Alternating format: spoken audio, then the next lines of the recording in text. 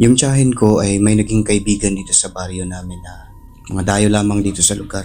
Mahilig ba kayo sa kwentong aswang mga kaibigan? Magandang gabi sa inyo. Kwentuhan tayo.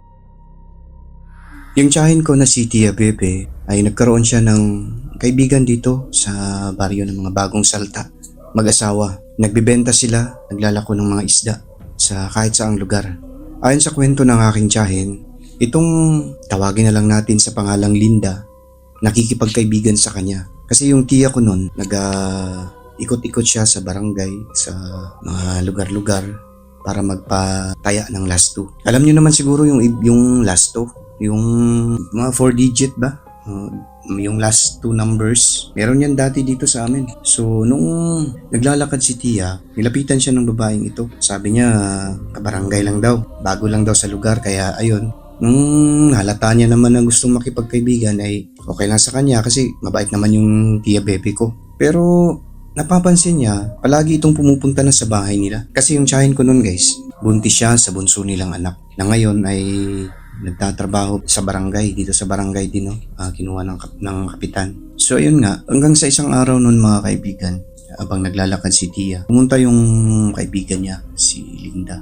Hindi, sabay sila.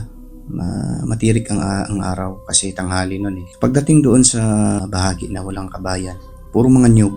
Kasi itong baryo namin dati hindi naman ganun kalapit yung mga kapitbahay kasi malalayo talaga eh. So pagdating doon sa bahagi na puro kanyugan lang, walang bahay-bahay, nagtaka siya, bigla na lang daw nanahimik itong si Linda, kaibigan niya. Hindi niya alam kung bakit. Nung tinanong niya guys, nagulat siya pagtingin niya sa mga mata nito, nanlilisik na, nanlalaki. Kaya tinanong niya, anong nangyari sa'yo Linda?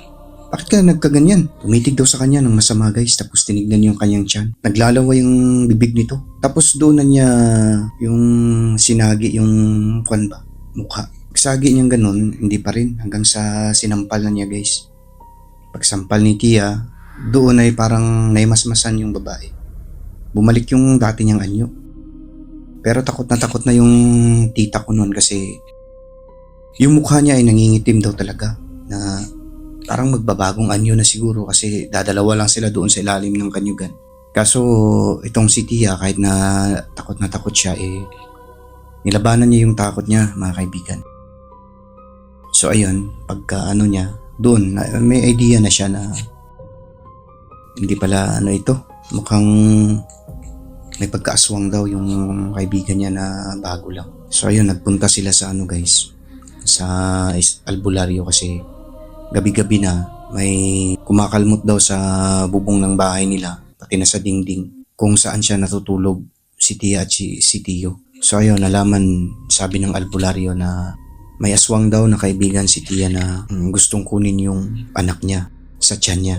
So nang malaman niya yun guys, lumaylo na si Tia doon sa babae.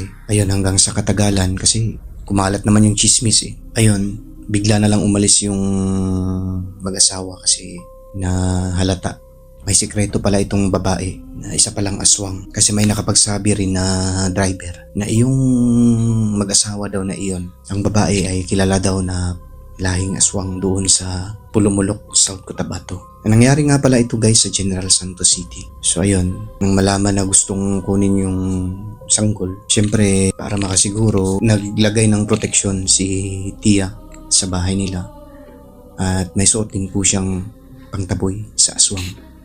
Meron siyang lana na yung kukulo kapag may aswang sa malapit. Na talaga namang kumulo yun guys ng ilang beses nung kahit sa bahay lang siya nila.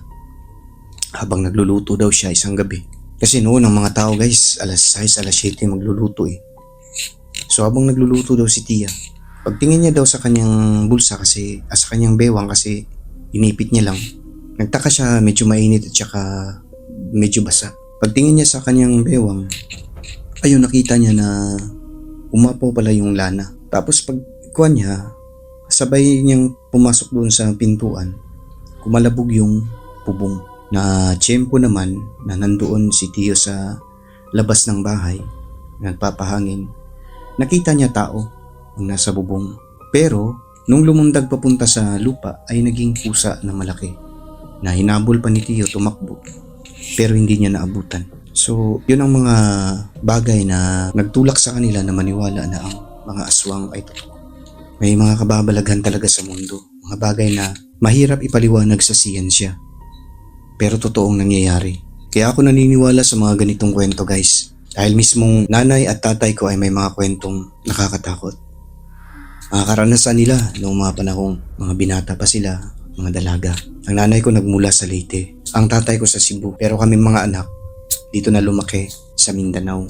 Hanggang dito guys sa Mindanao ay napakarami ring kababalaghan na nangyayari. Kaya lagi po tayong mag-iingat dahil nandyan lamang sila nakikinig sa atin. Maraming salamat nga pala sa mga nagasubaybay ng aking programa. May babahagi pa ako mga kwento guys. Kaya dyan lang kayo. Ang mga kwento dito ay totoo. Kagaya na lamang po nitong kwento ni Ate Bebe or ni Tia Bebe na talagang harap-harapan ay nakita niya ang kanyang kaibigan na muntik nang maging anyong aswang.